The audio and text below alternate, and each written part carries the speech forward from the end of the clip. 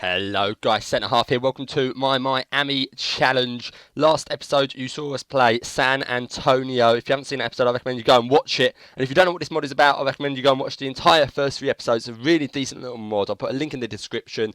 As always, very nice little mod. But our last game was against San Antonio. I played it live. We won 3-0. 6'8" Scott Linden. That's all he's called now. 6'8" Scott Linden. Forget Scott Linden. He scored a nice little goal in the 45th minute. Ramirez, the Mexican, scored a goal in the 59th minute. And Adriano, the Brazilian legend, scored on his debut in the 82nd minute. It was a very nice first game to the season. But the next game was up against Sacramento Republic. As you can probably see from the top left-hand corner, we did win this game, draw this game 3-3. But here are the goals. 6'8" Scott Linden plays in the Mexican Ramirez, who banged it in. And this guy looks very decent, Ramirez. He's very good on the ball. He's very technical. He can pass it. He can drop deep and do well in the midfield. But he's very good at up front as well, it seems, so far. And you'll see that in the highlights I'll show you in a bit. Tom Talavera as well, our talisman in midfield. He's Miami born and raised. I have realised an error with Tom Talavera, unfortunately. He does have a buyout clause. I gave him a contract a few weeks ago. I didn't check it properly, and I accidentally included a buyout clause, accepted a buyout clause for only a couple of $100,000, which I would not be happy if he left for. So I'm constantly trying to offer him a contract because I really can't let him go for that little. And also, he is the face of Miami at the moment. He is the regen that was already at the club. I have to treat him with respect because he's been at Miami for a long time. And now Lopez whips it in. So yeah, that's something I've really got to keep an eye on here. These buyout clauses, they all seem to be wanting buyout clauses, so some of them get it snuck in there. And as you can see there, our goalkeeper Seihan, a Canadian guy we bought, he's only 5'11", but he's been making a mistake there, and he's been making so many more mistakes, and he made another one in this game, as I'll show you later. So I'm really not happy with him, unfortunately. 5'11", but I can't really find a better alternative. There's Richard Kingston I can get, but he's old as fuck. But I do need a better goalkeeper because he's making too many mistakes. 5'11", he can't do anything in the air. And as you can see, most of our attacks seem to be coming down that left-hand side. Talavera there going left to the left-hand side there. Burns with a great little tackle there. But then they get us on the counter. Stewart finds Braun with a big long through ball there to Stewart. And look at Seihan again coming out to no avail. He's supposed to have good rushing out, but I ain't seen that. And they make it 3-2. And we build the attack here from the midfield. Miraz, the Mexican, again coming deep. He's got fancy footwork, but the cross goes straight into the hands of Thomas. Wins it, Hodges wins it there. Ball goes through to Anachero, and Anachero makes it 3-3. And that's how the game finished. The second half was dead and buried. Nothing really happened there. A few yellow cards, but no major highlights. And that's how the game finished. So the game finished 3-3. We dominated the possession, as you can see. We had a lot more shots. We also had a lot more fouls, which was interesting. So we were a bit more aggressive. But we drew that one 3-3. I feel like we could have won that game, but sloppy defence. I don't know if to blame the standard of football we're at or the tactic, but I guess we'll find out as the season progresses. Next game was against Arizona United, and we're back on our beautiful pitch. The Miami pitch, just a lovely colour. I don't know why I enjoy watching games on this pitch so much, but the colour is beautiful. Anachero, though, winning the goal as well. Adriano not playing. Adriano not getting too many games. Still not happy with his fitness at this stage of the season. It's going to be probably until the middle stage of the season, if he stays fit, that he'll be playing full 90-minute games. It's a shame, but really, I'm really concerned about his fitness. And that was the third goal, 3-0 up. A nice little penalty from Luis Perez, who was actually Miami regen as well. He was already at the club when I took over. He was a fake player, of course, most of them are. But he's got poor attributes, but he seems to be doing very well when I play him. He's got abysmal attributes. I'll show him to you at the end of this game. But he seems to be doing very well when he plays. He scored a penalty there, and he also done very well in the cup competitions. 4-0 up, but we couldn't keep our concentration. Poor defending there, just sloppy, and they managed to get a goal. But unfortunately, we're scoring a lot of goals, so the few mistakes we're making, we are getting away with. The next game was against St. Petersburg. Again, this was in the Tropicana Cup. We played a Tropicana Cup earlier. We won 7-1. Luis Perez again. I said I'll show you this guy. Done very well in that. As you can see, his attributes are very poor, but he seems to be playing very well. He's got 1-1 in the league, 3-2 in the cup. Phenomenal. He's scoring more than one a game on average, so he's doing very well. But in the Tropicana Cup quarter final, we lost 1-0. went to extra time. I don't know why, we just couldn't bury our chances. We did play a backup team, to be fair, but we couldn't bury our chances, and they went away with a goal in the 118th minute, which I'm not too bothered about because it's not really a massive cup. But if you look at the stats as well there, look, 17 shots to their 2. They only had 1 shot on target, which was probably the shot in the 118th minute. Gut-wrenching. We did not deserve to lose. Well, you can say that, but in a way we probably did deserve to lose because we didn't put away our chances. 17 shots, only 4 on target. You can't win if you don't score. But the next game was up against Cleveland City. Back on the lovely pitch again. Sanchez played in 6'8", Scott Linden buried it in the bottom left hand corner. I like that goal. We seem to start playing up.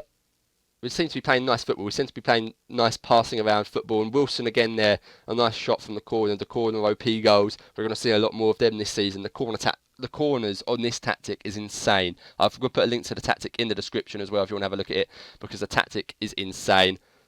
Munoz now had a chance to clear it. Munoz booted it upfield, one in the air by Wilson. At the end, they can't clear their lines. Rodriguez back to Wilson. Wilson's been very good as well. I was impressed with Wilson. Played in Scott Linden again, and Scott Linden has been phenomenal. He's 6'8". Defenders can't control him. He's got decent pace as well for his height. I'll show you Scott Linden as well. He was the man of the match as well. 16 finishing is just insane. Good passing as well, so he can come back and do a job. He is the American Ibrahimovic, in my opinion. Very good, and he's growing very quickly as well. So please say he doesn't have a buyout clause. Yes, he hasn't got a buyout clause. So hopefully we can get big money for him if he ever wants to leave, which I hope he doesn't. But that was the game. It ended 3-0 against Cleveland City. Next game was up against Carolina Rail Hawks. I don't want to show you this one, guys. I don't want to show you this one because they absolutely murdered us. 1-0. We weren't at the races for some reason. We just weren't at the races. We had decent average ratings on our players, but this guy just tore us asunder. The South African called T.E. Shipalane. He got the goal as well. Poor. We just didn't turn up for that game, but I didn't mind because we had won. We hadn't lost a game in the MLS before that, and we still haven't lost a game since that. So it's going well. Next game was up against Detroit, and a game we really wanted to win. As you can see, we did. We won that one 3-1. I'll show you the highlights. Talavera, our talisman, getting the man of the match again. They started off Detroit in the yellow. Bayaz playing in Quinet, Lebeau, I can't pronounce these names, Van Schaik, their players have got stupid names, I don't know why. Letget as well, you've just seen that guy, we signed him on loan, I think, from Aston Villa, the young American midfielder at Aston Villa. He hasn't really broken into the Premier League team yet, so I decided to bring him into Miami, give him a chance, and he plays very decent, to be fair. He's very good at passing it around. He's almost the American Xavi, you could say, or at least at this level. He's very good at spotting passes, spotting through balls, and he also can, he just sits deep and he does well in the deep positions. But Mraz, as you can see, he drops deep as well. That's what I was saying earlier. He can drop deep and play passes. He found Martinez on the right hand side, and there was Letget coming forward, started off that attack, and Mraz finds it there as well. Mraz being very impressive for us so far this season. Then the OP corner comes in again. Letget finds Talavera, boots it, and it manages to find its way through eight defenders maybe, and into the back of the net. Keeper couldn't do anything about that because it was hit with so much power. Saihan then boots it upfield. Again, we're not winning very many balls that are from goal kicks or long balls. Although we've got 6'8" Scott Linden, who I do love, we don't have much height in midfield, unfortunately, it does seem. So we don't seem to be winning many long balls. And there's Saihan again with another mistake. What are you doing, Saihan? That really upset me. Making it 3-1, but we managed to get a fourth goal just to make sure people realise we do mean business. It was an own goal. It was a shame it wasn't given as a goal because I think Adriano was involved in that. I don't know if Adriano scored it, but we had a red card in this game as well very early on. It didn't show you that when we were 1-0 up, so it was very decent win. I was very happy that we won that one so convincingly with only 10 men on the pitch for most of the game. Next game is up against LA. Now these are the guys that do have a solid team. They have got a very solid team. We bought a new signing as well. China, he's a Brazilian. We got him on a free transfer. He looks very good. His physicals are pretty poor, but he's got decent stamina, which is all I really look at, to be honest, at this level. And natural fitness, of course, because that means he's not going to get injured. But he's got decent passing, finishing as well. I'm not sure what to think about him, but he is a good option. He's something different we can throw into a game if we're not winning. But looking at LA's team, they've got absolutely phenomenal teams. This isn't LA Galaxy, by the way. This is just Los Angeles FC. This is LA's second team, you could even say. They've got Carlos Bocanegra, an American legend in defence. They've got Nigel Reo-Coker. I don't know where they've managed to sign this guy from. They got him from Montreal Impact. I don't know how.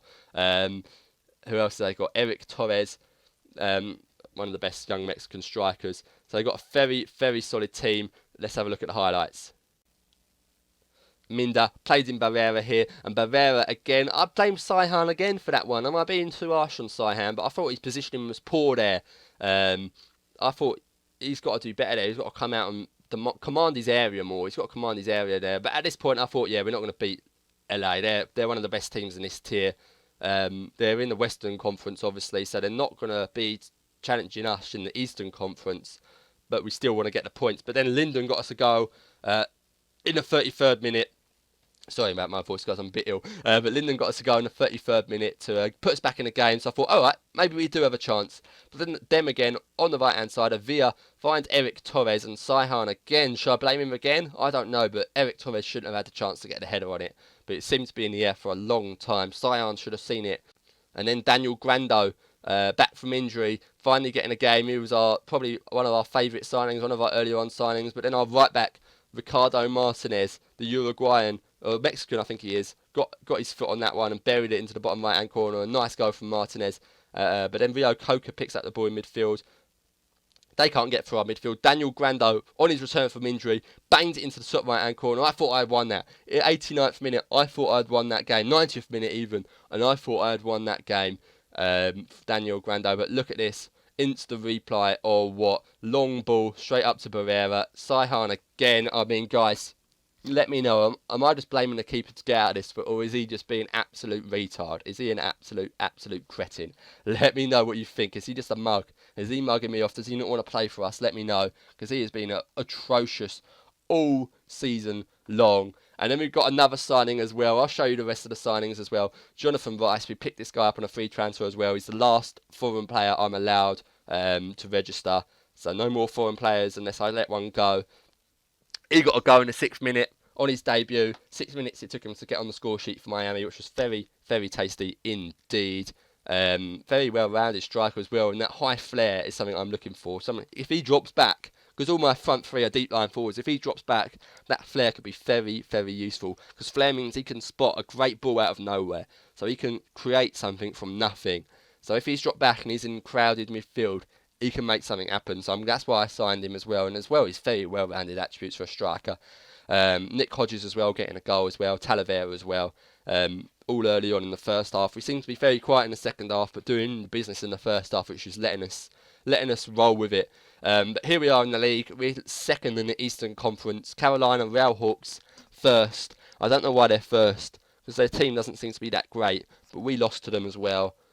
Nick Hodges with the highest average rating as well with David Wilson, our two players. 7.91 for this guy. But I love the look of him.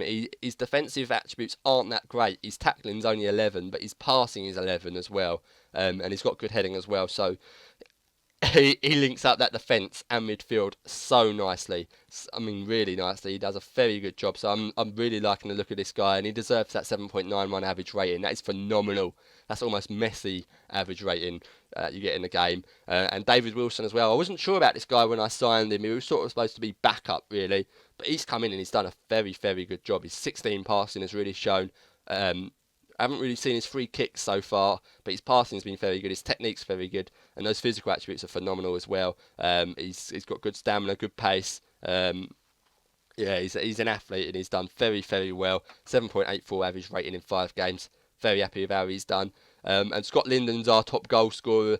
6 goals in 7 games in the league. One in the cup as well, but don't really care about the cup because we got knocked out. So yeah, we're in the playoff positions at the moment. We're running away from 3rd place, so it looks like it's going to be between us and Carolina at the moment. And I'm hoping it stays that way. Hopefully we don't get drawn into we don't want to be battling just to get into the playoff positions. We want to make sure we are in the playoffs. But the playoffs are going to be bloody hard, I tell you that. Las Vegas are winning the Western Conference with San Antonio in 2nd place. Don't really care about the Western Conference.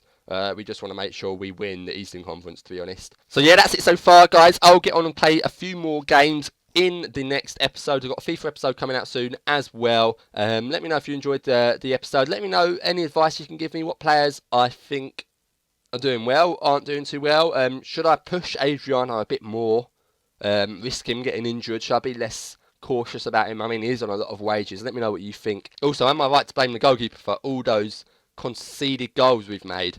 Let me know in the comments. I've got a FIFA video out coming out soon, more of this soon, and hopefully we can get into the January transfer window and see how we do. I might play a lot of games next episode and not show you any highlights.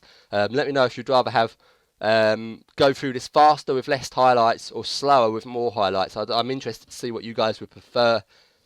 But that's the end of the episode, guys. Master Cup Challenge Cup coming up soon as well. I don't know what that is. So many cups. But I'm jabbering on now. I will see you later, guys. Leave a thumbs up if you enjoyed the video, and I will see you later. Bye-bye.